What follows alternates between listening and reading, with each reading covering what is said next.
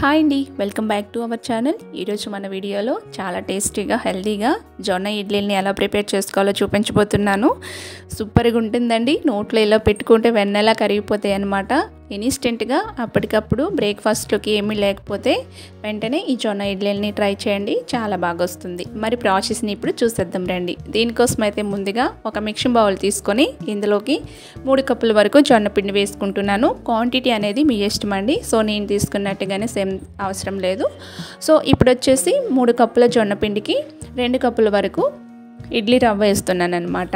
So అంటే మనం జొన్నపిండి quantity ఎక్కువ తీసుకోవాలి, ఇడ్లీ రవ్వ క్వాంటిటీ తక్కువ తీసుకోవాలన్నమాట. అలాంటప్పుడు ఇడ్లీలు ఫ్లఫీగా స్పాంజీగా వస్తాయి.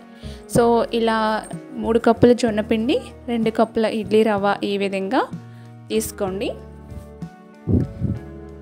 ఇలా వేసుకున్న తర్వాత చక్కగా ఈ రెండు మిక్స్ అయ్యే విధంగా స్పూన్తో మిక్స్ చేసేసుకోండి.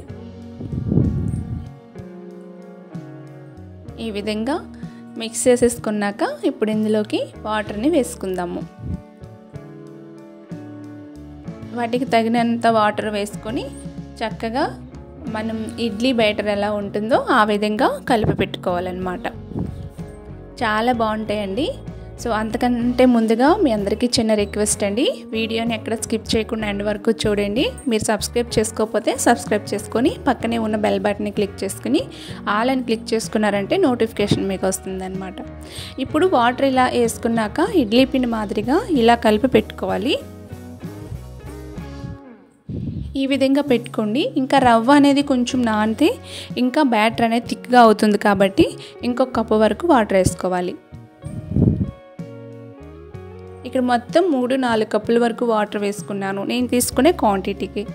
సో ఇలా మొత్తం ఈ విధంగా కలిపి పెట్టుకున్నాక ఇది కొంచెం ఒక 10 మినిట్స్ పాటు మనం రెస్ట్ ఇచ్చామంటే ఇడ్లీ రవ్వ మనం వేసుకున్నాం కదా, ఇడ్లీ రవ్వ నాని బాగా ఇంకొంచెం థిక్గా రావడానికైతే అవకాశం ఉంటుంది కాబట్టి సో దీనిపైన మూతను పెట్టేసి ఒక హాఫ్ అన్ అవర్ పక్కన పెట్టుకుంటే థిక్గా వస్తుంది. ఇడ్లీ బ్యాటర్ ఎలా ఉంటుందో ఆ విధంగా ఆ కన్సిస్టెన్సీలోకి వచ్చేస్తుంది అనమాట. చూసారు కదా, బాగా ఇడ్లీ రవ్వ నాని వాటర్ని అబ్జర్వ్ చేసుకుని థిక్గా మారింది. సో ఈ విధంగా ఇడ్లీ బ్యాటర్ అనేది ఈ కన్సిస్టెన్సీలో ఉంటేనే మనకి ఇడ్లీ పెట్టుకోవడానికి సరిగ్గా సరిపోతుంది అనమాట. సో ఇప్పుడు వచ్చేసి ఇందులోకి మనం పెరుగుని యాడ్ చేసుకోవాలి. సో పెరుగు అయితే నేను 2 టేబుల్ స్పూన్లు తీసుకుంటున్నాను. కమ్మటి పెరుగు వేసుకోవాలి. నెక్స్ట్ బేకింగ్ సోడా ఒక హాఫ్ స్పూన్ వేసుకోండి. ఇంకా టేస్ట్కి సరిపడా సాల్ట్ ఇవి వేసుకున్నాక చక్కగా మిక్స్ చేసేసుకోవాలి. ఇవన్నీ కలిసాక బేకింగ్ సోడా వేసుకున్నాం కాబట్టి బేకింగ్ సోడా పైన కొంచెం 1 స్పూన్ వరకు వాటర్ వేసుకున్నారంటే తొందరగా ఇందులోకి కలిసిపోయే ఛాన్స్ అయితే ఉంటుందన్నమాట. సో ఈ విధంగా చక్కగా మిక్స్ చేసుకోండి.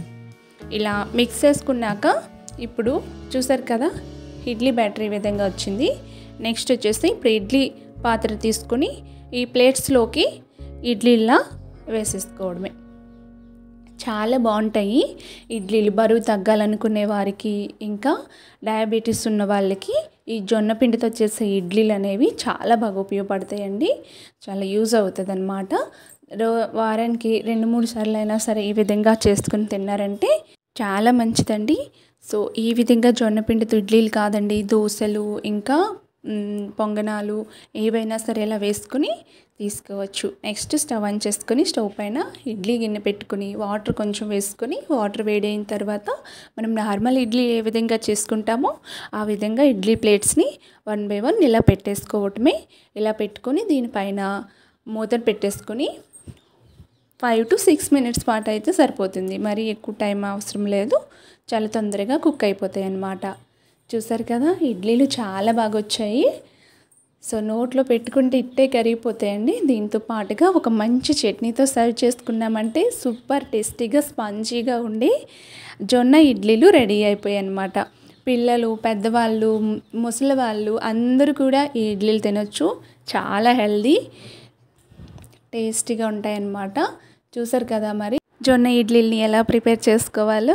సో హెల్దీ అండ్ టేస్టీ జొన్న ఇడ్లీ రెడీ అయిపోయింది. దీంతో పాటు ఒక మంచి చట్నీ కూడా రెడీ అయిపోయిందండి. ఈ చట్నీ వీడియో మీకు కావాలనుకుంటే నా కామెంట్ చేయండి. నేను ఈ చట్నీ వీడియో కూడా అప్లోడ్ చేస్తాను అనమాట.